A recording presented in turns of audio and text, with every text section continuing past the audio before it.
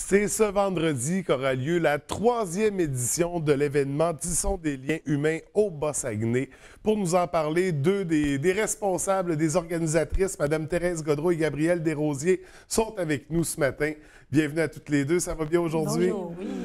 Écoutez, on va quand même faire un rappel de l'événement. C'est une 3e édition, c'est encore assez nouveau. Mais si c'est de retour, c'est que les 2 éditions précédentes s'étaient très bien déroulées. Rappelez-moi, Mme Godreau, de quoi il s'agit exactement? Il s'agit d'une organisation que pour tout le Bas-Saguenay, 5 municipalités au Bas-Saguenay. Le but, c'est de rassembler tout ce monde-là pour travailler ensemble. Oui. Alors, c'est très important parce que moi, je fais partie de l'âge d'or. C'est des gens qui sont en partie de 60 ans en montant qu'on rencontre pour se parler ensemble puis qu'on puisse travailler fort ensemble. Mm-hmm. Donc, un événement pour les 60 ans et plus de l'ensemble du Bas-Saguenay. On parle de Ferland-Boileau à Petit-Saguenay. C'est ça. On regroupe les 5 municipalités et c'est ça change de lieu d'une année à l'autre. L'événement, si je ne me trompe pas, cette année, on se dirige du côté de Petit-Saguenay à l'Aréna de la Vallée. Comment ça va se dérouler, là?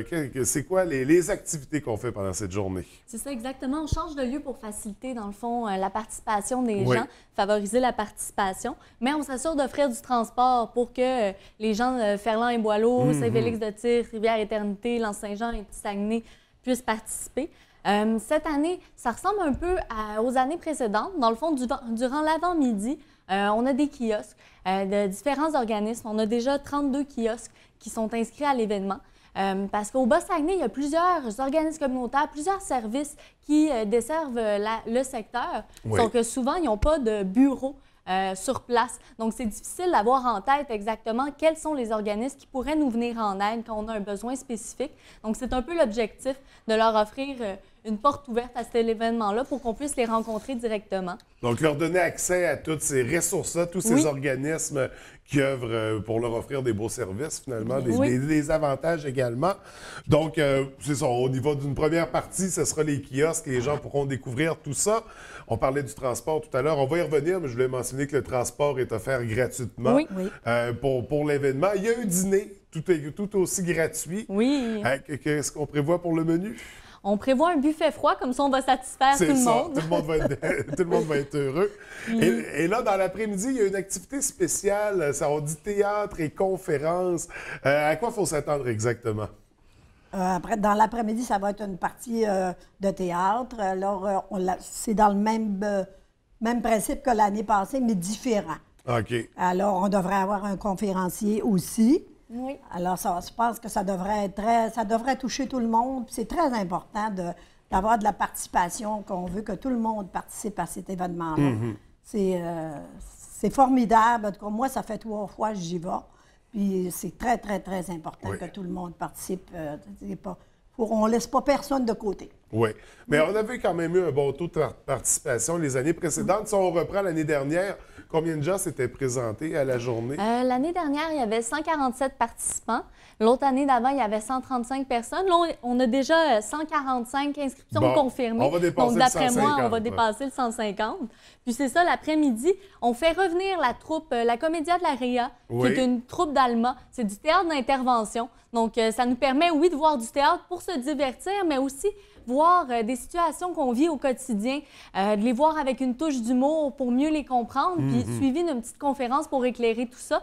Cette année, le thème de la pièce de théâtre en après-midi, c'est la maladie Alzheimer et l'approche aidance, le fait d'être là pour prendre soin d'un proche.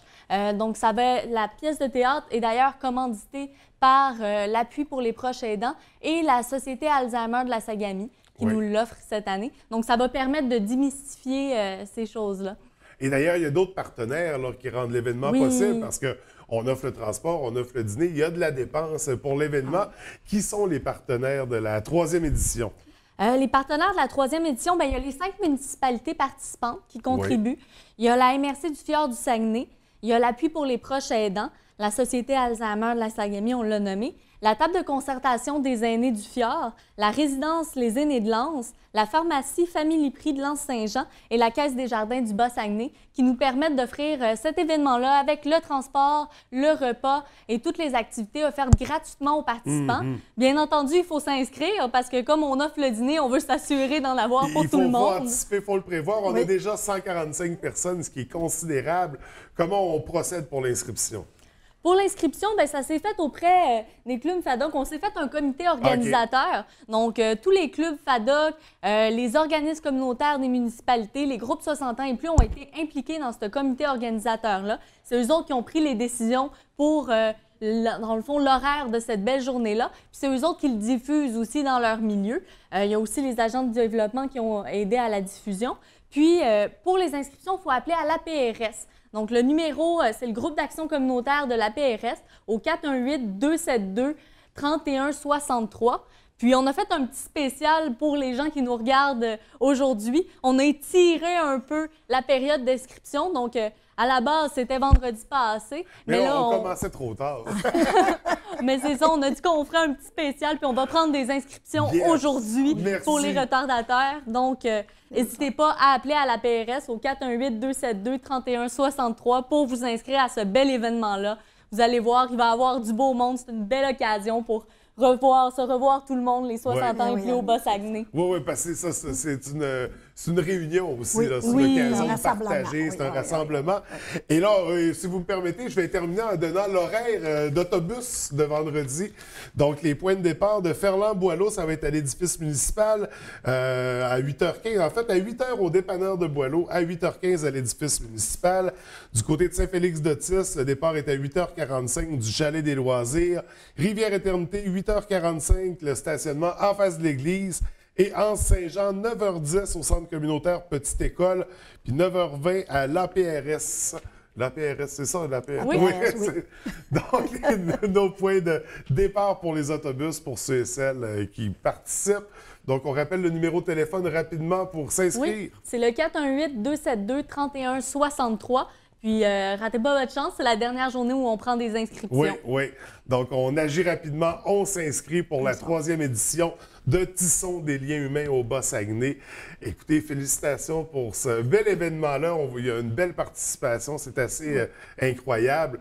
Donc, on vous souhaite encore une fois une belle édition, puis on se reverra certainement pour la 4e l'automne prochain. Un grand merci. Au plaisir. Oui, au plaisir. Bonne journée. Bonne journée.